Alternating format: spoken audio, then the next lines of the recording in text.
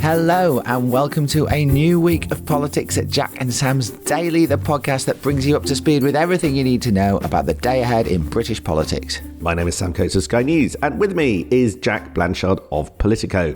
It's Monday, December the 2nd, and because we do the quiet bit out loud so that you don't have to, Parliament rises for the Christmas holidays on Thursday, December the 19th. That's 2.5 weeks to go, but it feels like there's going to be an awful lot to pack in before then. Frankly, there's been quite a lot since we last spoke to you on Thursday.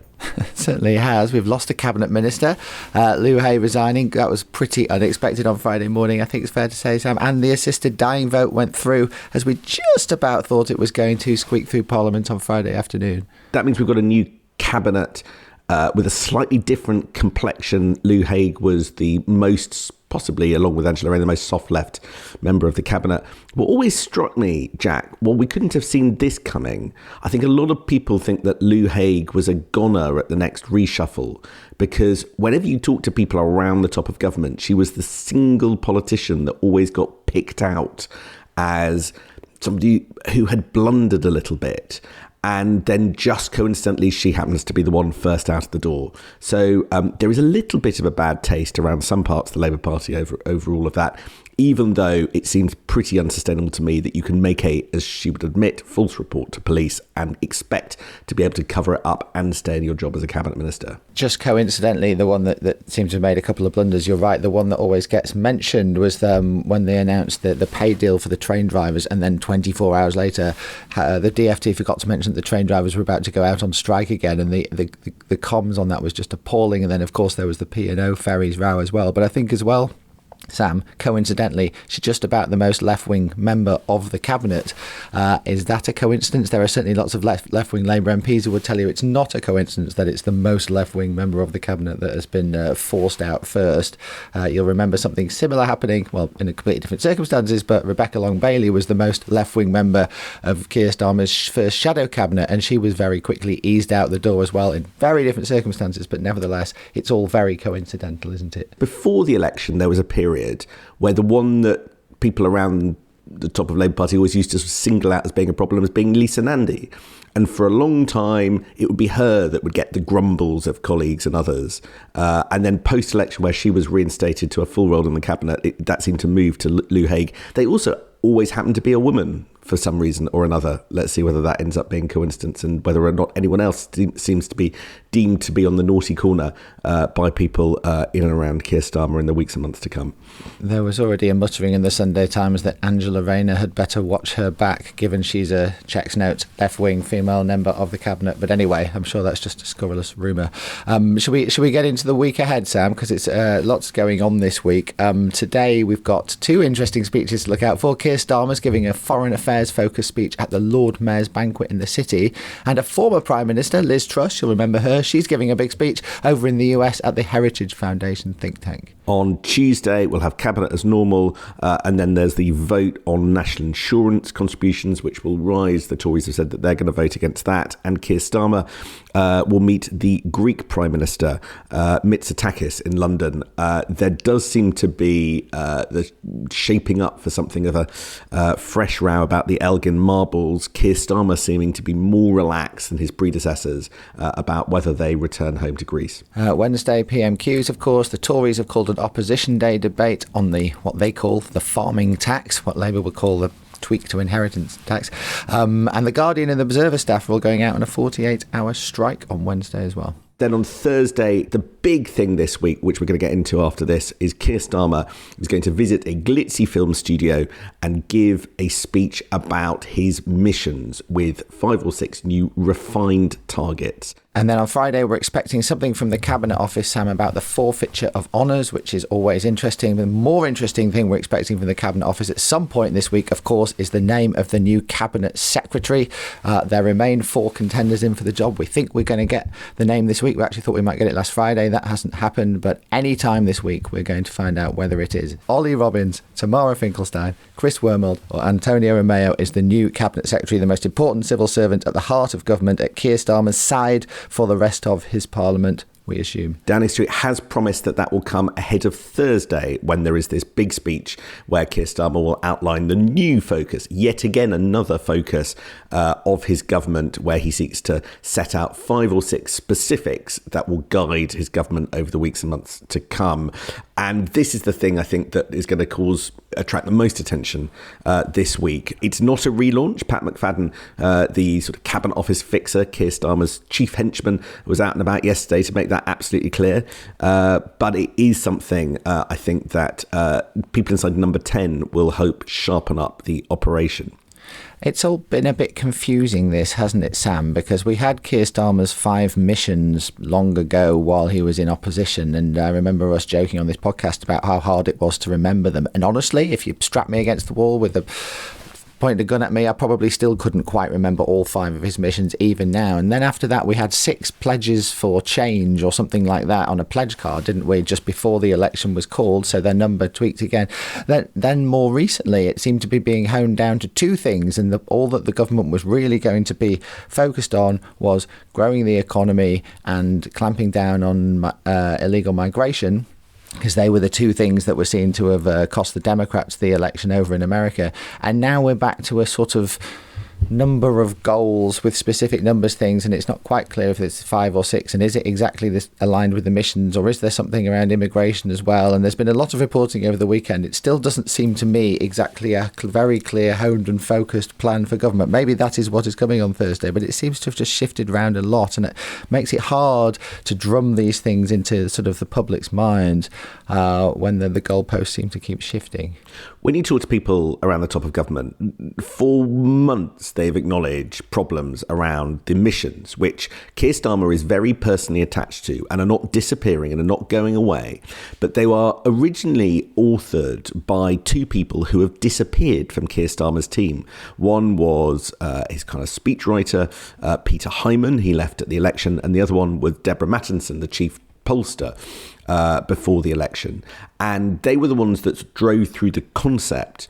But now that they have reached government, they are, or had been seen genuinely as early as conference time, as a bit of a millstone round the government's neck. Not least that some of them were completely unobtainable. As we've been talking about, for instance, the number 1 mission is growth.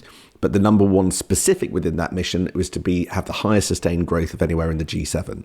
And they tried to define that early in Keir Starmer's time as being the Prime Minister. And it quickly became clear that you were never going to beat the US on that metric.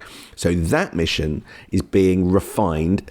And really refined is a gentle word for it, because it's been completely rewritten.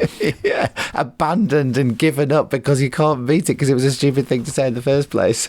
Refined. And that will now become a commitment to increasing household disposable income. In other words, away from a sort of slightly ethereal sort of growth target, people obviously not really feeling GDP, to something more about how far the pound in your pocket goes and your wage packet goes over the course of the Parliament, which in many ways makes more sense. But I think the fact that hadn't happened earlier is perhaps a reflection of the fact that, for instance, Keir Starmer doesn't have a big economic brain in Number 10 driving through this stuff, and has subcontracted so much economic policy to Number 11 and to the Treasury and to Rachel Reeves, with all of the positives and the negatives that brings when it comes to having a sharp political focus. So finally, we changed the main sort of economic target. But my goodness, has it taken a long time to get there? Yeah, and I think, there's some logic to focusing on household disposable income. That is basically the better measure of how rich people feel compared to GDP growth, which is very abstract and can be affected by all sorts of other things, not least immigration. So there's some sense to it. It's just rather a shame they spent so long banging on about a completely different target that they're clearly never going to meet. Front of the Times today, Sam, focusing on the NHS target, which is apparently going to be that the NHS will meet 92% of its routine operations within 18 weeks. That target going to be hit by 2029, which is obviously just before the next election, and appears to be Keir Starmer's attempt to put a measure on NHS improvement. Not an unreasonable one in some ways, given routine operations are often, many people's experience of the NHS, or at least hospital end of the NHS. However, this is a sort of very Blairite approach to the NHS, isn't it? Tony Blair spent a long time putting big statistical numerical targets on treatment in the NHS, with some success, but also with some, and many, in fact, unintended consequences for the way the NHS operated. And you'll remember from the time there were lots of complaints within the NHS that the very narrow focus on specific targets like this, even when they were being hit, meant that hospital managers and NHS managers had to sort of let loads of other stuff go by the wayside, and lots of bad things happened in the NHS in the bits where the key targets weren't focused. And that is the immediate concern being raised again today by unnamed NHS officials on the front page of the Times, saying, look, if you put all of your focus on this routine operation target, fine, great, you might hit it, and great for that, but all sorts of other bad things might happen in places like A&E, in places like mental health, and other parts of the NHS which are also struggling, which don't have this laser-like focus from the very top of government. I think there's a bigger issue. I think that this is a bit more, the NHS target is a bit more like Blair Mark 1. Blair Mark 1 was in favour of kind of quite rigid targets, but as his sort of period in power went on, he shifted his focus away from those narrow targets that were so successful on the pledge cards in 1997 to reform. And here's the big thing I'm picking up about the way that the debate is shifting inside government, and I know that cabinet ministers feel this as well. There is a tension between, on the one hand, specific targets, which will now suck up a huge amount of government focus and attention in order to hit a specific numerical goal, and reform. And in some ways, target and reform can be the enemy of one another. Not always, but there is a concern all the way up to the cabinet that big wholesale change in the way that things work is harder when all of the effort has to go on one particular metric that you've got to meet. So if you take the NHS, if this, as we are told, a target of 92% of routine operations completed within 18 weeks of by March 2029 is the overriding goal now of the NHS, what happens to the 3-point reform plan that Wes Streeting and Keir Starmer have been talking about, particularly the goal to move services from hospitals to communities? That in many ways is the long-term way of solving the problems of the NHS. But if your overriding goal is to hit that target, it will involve that structural change, some disruption that will slow you down on that route and take some of the money away that otherwise could be going on the target. And so people who are not reform-minded will point to the targets. People who want to change the way our public services work, I think, are slightly on the back foot. It's not clear whether Keir Starmer himself really embraces reform when he's given a choice between that and his missions. The other thing that's not really clear, Sam, is where immigration fits into all of this, because immigration, I've now Googled Labour's 5 missions for a better Britain and can confirm that indeed immigration was not mentioned in that.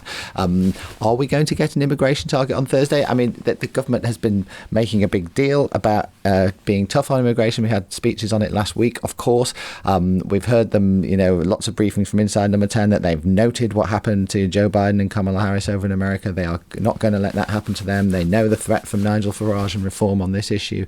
They know the Tories will get onto the front foot eventually on immigration after Kemi Badenoch's sort of mea culpa speech on behalf of her party on it last week. And yet, is it central to what the focus of this Labour government is meant to be doing or not? It is not one of their 5 missions. Do you think we're going to get some sort of numerical target on immigration? Because when Rishi Sunak made a sort of semi-numerical promise on immigration before the last election that he was going to stop the boats, which I guess was a commitment to 0 illegal migration across the Channel, I mean, that was just a millstone around his neck that he never got close to shaking off. I think Pat McFadden on the Sunday shows yesterday was pretty clear that we're not going to get a number because it waxes and wanes. And my goodness, does it wax and wane.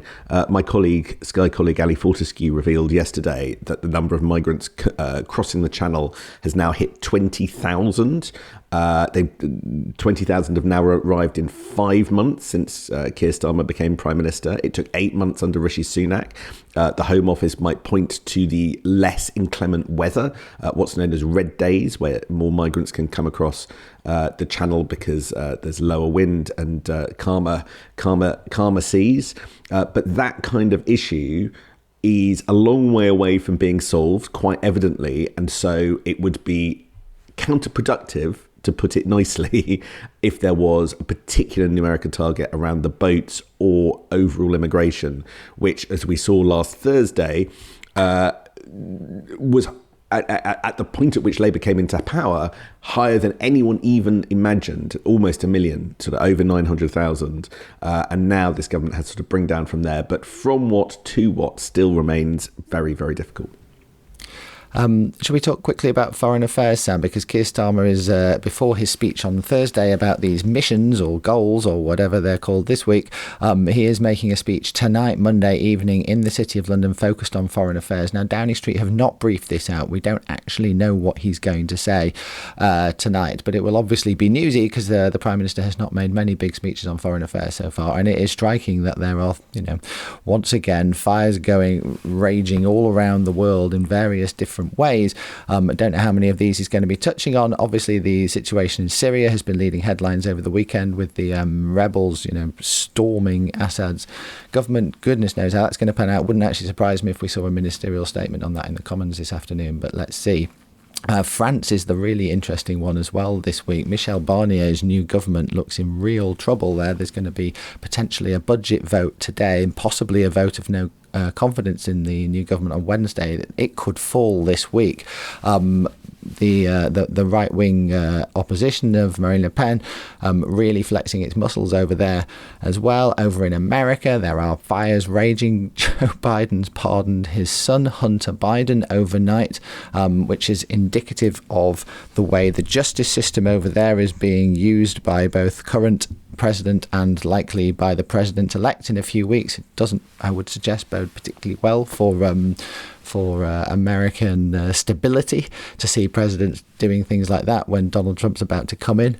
The one sort of reassuringly stable nation, Sam, at the moment is Ireland, where they're still counting their election results from Friday. I don't quite know why it takes so long, but it looks like the sort of rotating centrist dad coalition approach to politics that they have in Ireland will continue this time with Michael Martin coming in. You can imagine sort of Alistair and Rory cheering on the Irish from the sidelines, like no matter how many elections they have and who wins, it's always just the same centrist parties swapping power or taking it in turns to be Taoiseach, and like Ireland remains this one sort of bastion of civility for us all to look to. The big development in foreign policy in the last few days for me, and the thing that Keir Starmer and the government needs to think about addressing, is the change in tone from President Zelensky.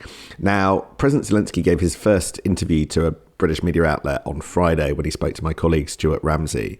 And he went further than he ever has done. He went further than he did to Le Monde in July, when he basically suggested he could see an outline of the kind of deal that we have never been able to talk about in public before.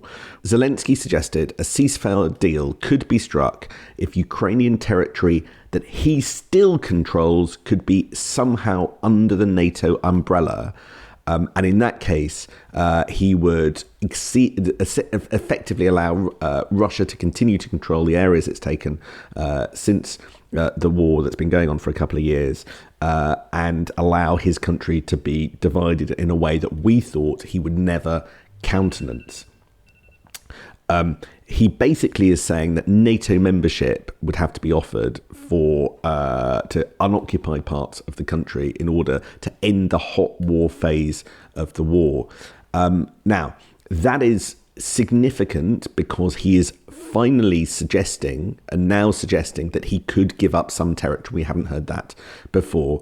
But bluntly, the demand that that NATO give him some form of membership for areas that are not occupied by Russia is very, very, very, very difficult, if not impossible, for NATO members to countenance, particularly as we're looking towards a change of regime in the White House.